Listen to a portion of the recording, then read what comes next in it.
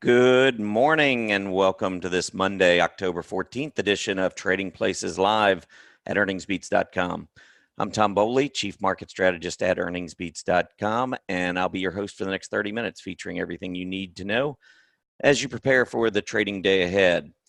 First, I think what we'll do is start with what happened at the end of last week. If we take a look at the action, you can see the Dow Jones Industrial Average did gain 320 points. There was some selling at the end of the day that cut into the gains. The Dow was actually up 500 points. The S&P 500 up 32, the NASDAQ up 106, and the Russell 2000 gained 26 points. You can see on a percentage basis, the Russell 2000 actually was leading the action. The one good thing that came out of the action is that the short-term downtrend on all of our major indices was cleared with that action. So at least in the short term, we did get the technical advantage of climbing back above these moving averages. You can see the Dow, S&P, NASDAQ, all three got back up above both moving averages, cleared the downtrend line. Russell 2000 still struggling on a relative basis, still well off the earlier highs that we saw back from late July and again in mid-September. But it did have a nice, that index did have a nice day on Friday. As far as the sectors go, you can see technology very close to a breakout. So when we look at where the major indices are, you can see that the relative leadership remains in technology, which is a very good thing. Discretionary stocks also gapped up, broke that downtrend line. You'll see across the board pretty much that action, although might be a little more difficult to say that we had the short-term breakout on some of them, like the communication services. I think if you draw the trend line, you'd see we haven't cleared it. Same goes for the industrials and the financials. Looking at the more defensive areas of the market, consumer staples, just trading sideways, has been now for the last 6 weeks or so, between about 60 and maybe 61 3/4. The healthcare group, weakest area of the market, in my opinion, of late anyway, did move up but failed to get through the 50-day moving average, well off its earlier highs. Real estate continues to trade close to its highs, same with utilities. Energy downtrend remains, even though we did have a nice day. I can tell you crude oil is down another couple percent today, so could be a little tough sledding for energy. Materials testing that downtrend line. Every one of these groups, though, if you look at the lows that were established back in August, every one of them are holding. The only one that went a little bit below was the healthcare group. So that's where that relative weakness I was speaking about comes into play. All right, let's move on. Take a look at the 10-year Treasury yield. There's no economic news out today. It is Columbus Day. Happy Columbus Day, everyone. But there's no economic news. You can see that the 10-year Treasury yield has been moving quite a bit lower throughout the last year. We topped in early October last year. Here we are trying to regain some footing. But this is an area where we certainly could see a continuing bounce in the yield, which means money rotates out of treasuries, which can fuel equities. So if we get some more good news on the trade front, I think we could see the breakout, and this would be one of the areas, one of the catalysts to drive the stock market higher would be the yields rising, because that would be the indication of money rotating out of the more defensive treasuries. So something to look for. Speaking of trade talks, they did go well on Thursday and Friday. I'm sure everyone has heard. There is I guess, a partial agreement in play. We're in phase one. We're starting phase one. I'm not sure how much we should expect that a deal is in place, because all of a sudden this morning I get up, China says, well, we're not quite sure we're ready to sign phase one. So I'm not sure that is all done and signed and sealed. But I guess the market is saying, hey, we're making progress. We're in talks. We got some things that they're trying to iron out. The Chinese have indicated that they are willing to make some concessions, although there wasn't a whole lot of detail given as to the concessions they were going to make. But under phase one, China is to scale up agricultural purchases over the next 2 years. Again, over the next 2 years. It's not like starting today. And they're eventually going to reach $40 to $50 billion annually. But that's over time. So when I'm looking at it, I'm not seeing anything that says, hey, it's a done deal. I think there's still room for China to back out, or to at least add uncertainty. And that's what the stock market doesn't like. So I don't think we're out of the woods yet. I think we were making some progress last week. We'll see how it goes. The Federal Reserve, was talking last week. Jerome Powell, the Fed chief, said that the Fed will begin purchasing $60 billion worth of Treasury bills a month, at least into the second quarter of next year. And the whole idea is aimed at steepening the yield curve.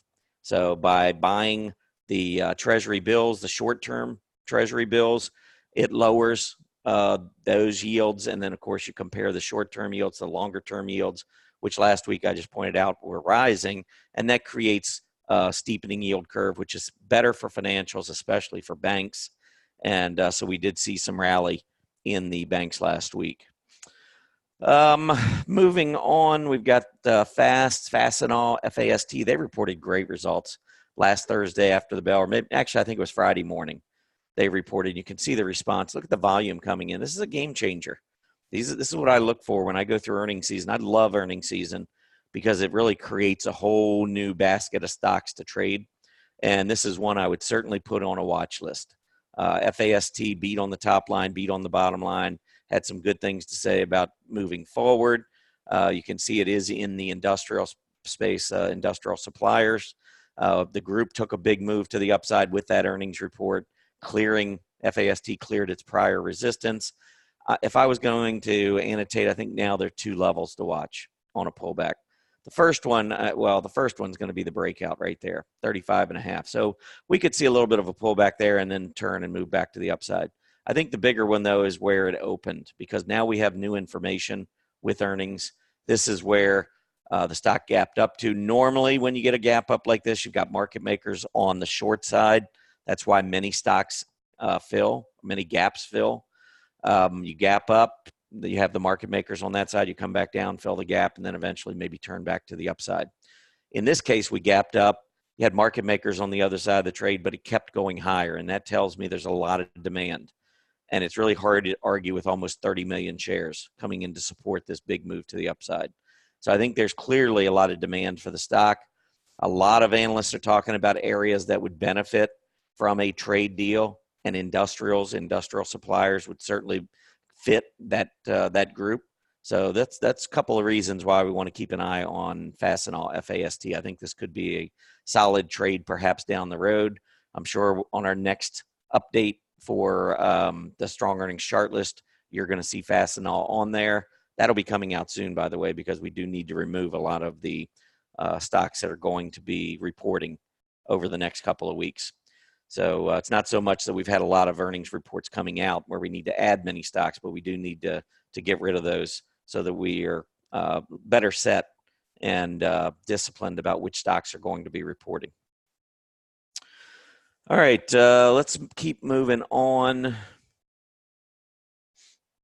want to go in and take a look at the various sectors. And I've got a 2-year daily chart up here just so you can kind of get a sense of what's going on. Now, when you look at these 2-year charts, you're probably going to say, wow, the defensive groups are outperforming the aggressive groups, and I'll kind of squash that at the end. But first, let's just go through each individual chart. XLK, I think this is clearly one of the strongest areas of the market, trying to break out to an all-time high here on Friday. Didn't quite make it with the selling at the end of the day, but still, nonetheless, uptrend. I see an uptrend, perhaps equal highs, rising lows. You could call it an ascending triangle. But I do think this is an area of the market that will continue to lead. Next up, let's pull up the consumer discretionary. Just wrote about this group a little bit in the Trading Places blog this morning. I think that the consumer discretionary area is still very strong. We know from the last GDP report that the strength is coming from the consumer. So consumer discretionary, consumer staples, both should be considered as we move forward. But here's one, if I could just draw a quick trend line, I think you'll see that this is definitely an area that continues to thrive. Higher lows could come across here with the equal high right there. And so again, off of an uptrend, you could look at this and say we got an ascending triangle, very bullish continuation pattern. Next up, the XLC, communication services. You can see the equal highs. You can see why if we get above 51.5, 52, that would be a big deal for communication services. We did hold on to support at 48, which was nice. Now we're back up above the moving averages, but we need the breakout. We've seen moves above the moving averages, but we can't get these breakouts. We go up, we test, and then we come back down below the moving averages. We hold support, we go back up. This has been a rinse and repeat. So yes, Friday was good news, but I don't think we're out of the woods yet. And with the futures down a little bit this morning, not a lot, but a little bit, we could be back down below the moving averages on some of these areas. Still very bullish going forward, I think, here on the XLC. I think we have an uptrend, sideways consolidation, a little bit of a flag. I think eventually we break out to the upside. The XLI, just mentioned industrials and how they should benefit from maybe a signed trade deal or improving talks. Well, we did just recently get a breakout in September above these prior highs, but we pulled back down, another false breakout, holding on to the recent lows and turning back up. We'll see. Breakout above 79 would be bullish. And now the XLF. Mentioned last week was a pretty good week for the financials based on everything going on with the Fed, the 10-year Treasury yield rising. Those are tailwinds for financials and especially for banks. Here's your double top we need to watch. Support down around 25.75. Again, we're still in the middle of the range. I would love to see this breakout, though. And these are the five I just showed you. These are the five aggressive groups. So if they begin to make those breakouts, I think that would be an incredibly bullish sign for the market. So we need to pay attention to that. Now I mentioned the the defensive groups, and here's the XLP. Look at this move. XLP looks like, way above these prior highs. XLRE, big move up. Look at this. Defense looks really good. XLU, same thing. One thing I want to point out is that they have been outperforming during a period of consolidation in the market. They're not leading the market to new highs. They are outperforming during all this volatility. Many of the groups, the aggressive groups, get hit during the volatility. When the fear kicks in, those groups get hit hard. You got to wait a little bit of time for them to build back up. What I want to see is what happens when we break out. Do these aggressive groups lead? And if they do, we're going a lot higher, in my opinion. Now, when you look at this, let me pull up the XLU versus the S&P 500. And we're going to go, let's go to a weekly chart. And we'll do a line chart. And let's stretch this out for the entire 10 years because I want you to get have an understanding of what happens. The XLU has been rising during the period of consolidation since we topped in 2018. When the market was on a roll to the upside from 2016 to the beginning of 2018, the XLU was a major laggard. When we had the big run from the middle of 2012 through 2014, the XLU was a big laggard. Same goes with the other groups, real estate. Actually, real estate, you can see on a relative basis, underperformed. Wasn't doing bad earlier in that other bull market, but 2016 to early 2018 underperformed. Outperforms when the market's a little weaker and consolidating. Then we pull up, let's see, how about the XL? Well, we'll pull up one of the aggressive groups. And so 2012 to 2013, 2014, look at the XLY. 2017, actually 2017, this one wasn't as strong. Went along for the ride, wasn't really going down, just kind of going flat. But you can see 2017 into 2018 was led by the technology group. So when you're in a big bull market to the upside, normally what you're going to see are the aggressive groups leading. Now, if we get a big breakout on the S&P and we start seeing technology going down on a relative basis, the XLY going down on a relative basis, industrials going down on a relative basis, we start seeing that would be a warning sign to me because you don't want to be led in a bull market by defensive groups. It's okay when the market's weak, when it's consolidating, but not when it's moving higher and breaking out. So those are some of the things we want to see. And by the way, we have another webinar coming up this afternoon after the market closes at 4:30. Definitely come in. It's a free event. You can go to Earnings Beats. I believe that there is a link at the top of the page that you can check in, but you definitely want to. And anybody who's a Earnings Beats Digest subscriber, which is our free newsletter, there'll be information sent to all of you as well. So just keep that in mind. This afternoon, we're going to be talking about some of these things that can drive the market to the upside, that will drive the market to the upside. I actually even mentioned it in my blog article this morning. There are 3 signals that if they trigger, this market is going to explode to the upside. And I don't care what CNBC says. I don't care what any of the analysts say. The market's going to explode if these 3 signals trigger. And we're going to talk about that after the bell today, along with some earnings previews, some individual stocks you may want to pay attention to because they are performing really well heading into their earnings. All right, I wanted to go in and talk a little bit about the apparel retail, because I was just talking about the fact that the consumer discretionary has been doing well. Well, last week, and if I switch this to a weekly chart, you'll see the apparel retailers went up 4.5%, 4.57% last week. Now, of course, we need to stretch this out. And if we take a look at the last couple of years, you will see that move actually moved to about a 5-month high. We still have the April highs to clear, but we are starting to strengthen. The weekly PPOs turned positive. This is a group that I think is, and it's definitely a group that will benefit from improving trade with China. So this is a group that's starting to signal things are a lot better than maybe what everyone is saying. And that is another thing that gets me excited about the market going forward.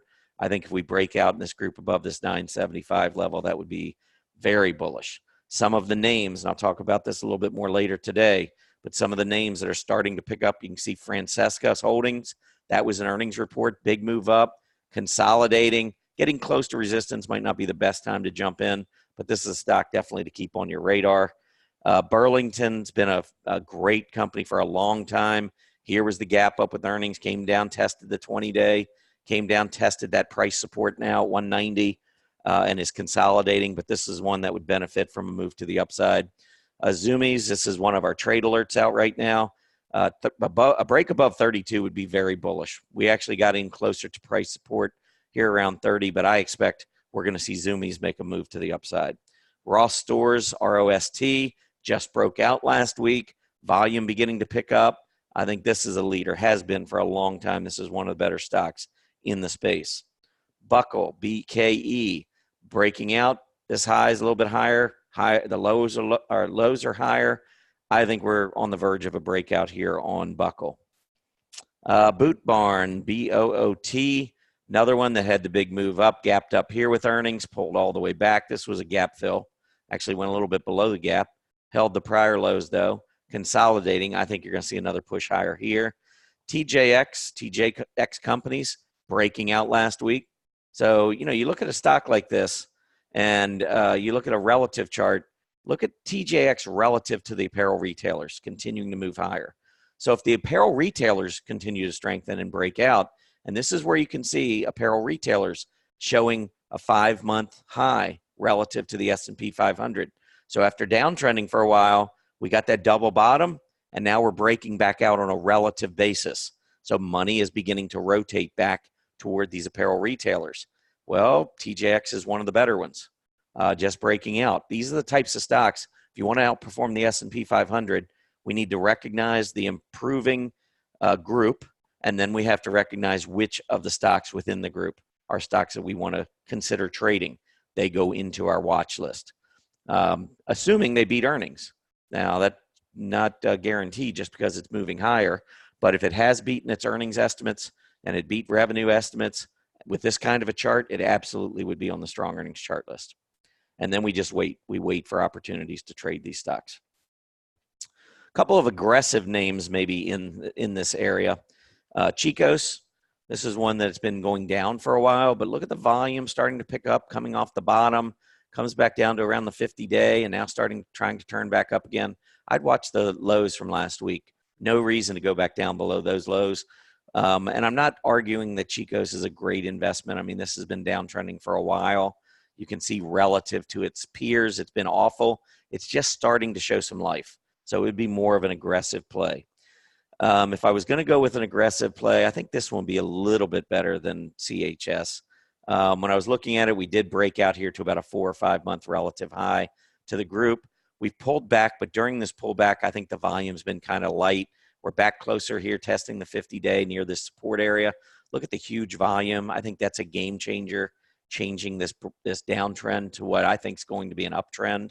So this one, even though it hasn't been a great relative performer, I think is a little bit less aggressive than, say, Chico's. All right. Well, we're talking about earnings a little bit. Let me just pull up a couple of these reports. JP Morgan, they will be reporting on, tomorrow morning. And by the way, I reported last week Citigroup was going to be reporting Friday because that's what Zach said. And now all of a sudden I see Citigroup is supposed to report tomorrow morning. So they moved the timing of their report.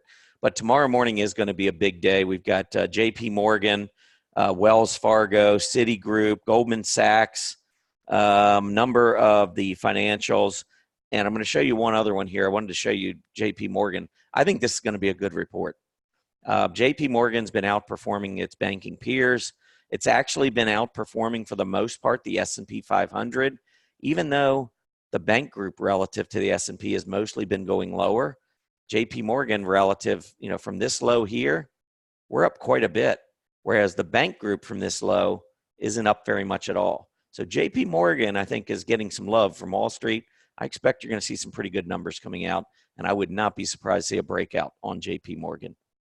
The other one I wanted to mention, and I wrote an article, I think, about this last week, J.B. Hunt. This is going to be a huge earnings report. Transportation stocks are very important for the health of the market. Truckers relative to the S&P 500. Look at this move here. I think over the past few months, this has been one of the strongest areas of the market. They're not really getting a lot of love, a lot of coverage, but this is a group that's starting to strengthen. And look at J.B. Hunt, last earnings report, big move up, comes back down into this gap support zone, breaks out again, has pulled back, but still on a relative basis, this stock broke out in September to about a 6-7 month high, relative high to the truckers. So if truckers are gaining strength, JB Hunt's been one of the better performers. I think we could see a good report coming out here with JBHT. This also will be coming out on Tuesday. I think they report after the bell on Tuesday, though. You'd have to double check me on that one. All right, a couple upgrades and downgrades before we get into the three you must see, which are three charts that I always like to finish with. Let's start off with LPG. LPG is an energy stock, and I mentioned this one last week or two, just because it had been breaking out. I think it was right after this move up in the volume, breaking to a new high. It might have been on the 52-week high list. I'm not sure. But I don't talk about too many energy stocks, but this has been a huge relative winner in the area. They got upgraded again today, and clearly they're doing something right in the space. I haven't looked to see what it's doing pre-market, but with the upgrade, I think maybe you'll get a gap up. A lot of times after an upgrade, you'll get that pullback, though. You get the initial move to the upside, and then you'll come back down and give you an opportunity. I think just below $11, getting close to that 20-day would be an opportunity. Although I'm not a big buyer, I don't own any energy stocks. But if I was going to own an energy stock, I'd want a leader, and LPG has certainly been that. Nike got an upgrade. Talked a lot about footwear stocks and the strength that they've been showing. This was Nike's earnings report where it gapped up, took out this major area of resistance, that 90 level, the rising 20-day moving average.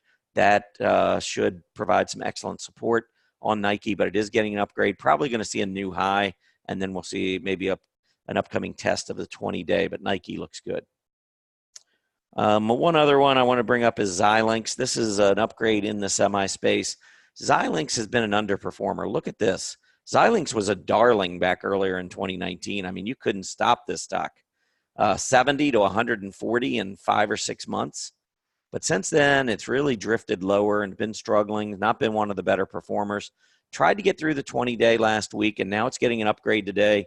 Maybe things are beginning to improve here in Xilinx. I still like a lot of other semis better, but at least this is one to consider. Downgrades. Interestingly enough, I already pulled up the Fastenal chart, but two analysts downgraded Fastenal. Want to bring up Toll Brothers, though, because this is in the red hot home construction group. It was downgraded. I would watch the 38.5, 39 level. As long as it doesn't close below that level, I'd be okay with it. The group maybe is being frowned upon a little bit because we're starting to see a little movement to the upside in the 10-year Treasury yield. That might be having a slight negative impact on some of these home construction stocks. The other one I wanted to mention was POD, which is Insulet Corp, PODD. It's got a double top in it. I think as long as it holds 140, I like this chart. So I think the downgrade, if it moves back down close to that 140 level, I think that would be an opportunity. So sometimes these downgrades I actually think are good if you're looking to get into a stock a little bit cheaper.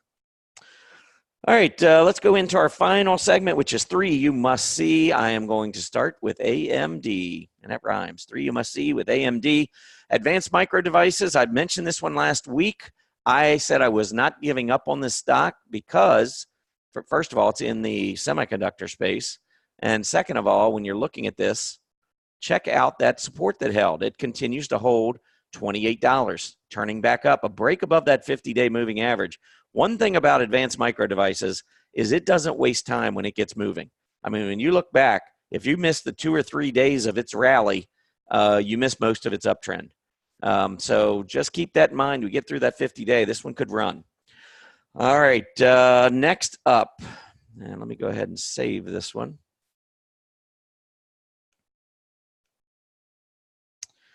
Next up is a healthcare stock, UNH.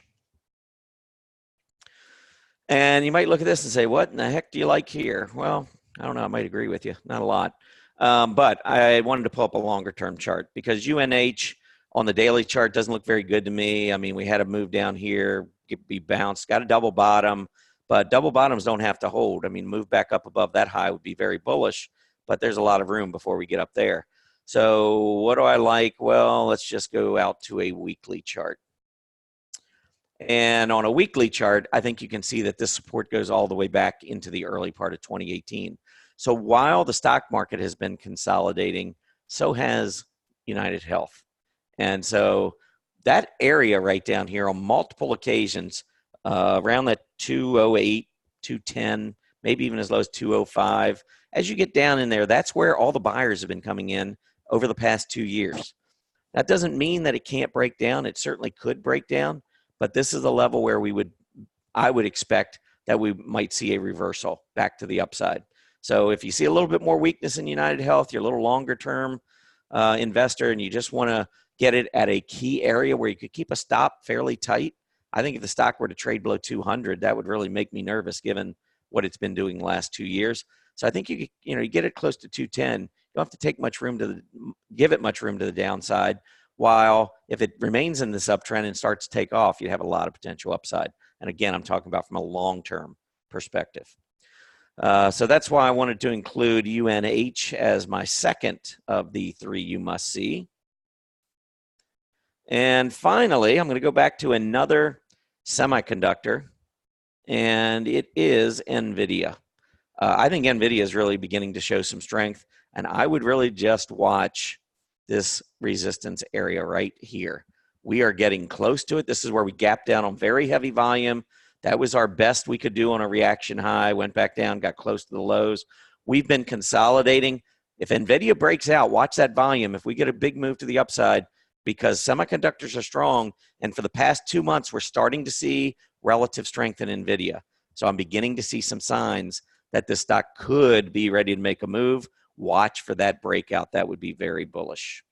And those are the 3 you must see stocks: AMD, UNH, and NVIDIA.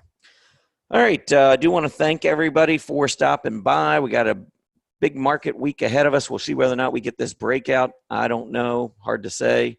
But I did want to just thank you for joining. Please remember to tune into Trading Places Live from 9 to 9:30 Eastern on Mondays through Thursdays. Right here in Earnings Beats on Mondays and Wednesdays, and over at Stock Charts TV on Tuesdays and Thursdays. Also, be sure to check out my blog, Trading Places with Tom Bowley, every morning, as I'll provide a webinar link there most of the time to access my shows. Have a great Monday, everybody. Happy trading, and hopefully see you later today for our webinar after the bell. Take care.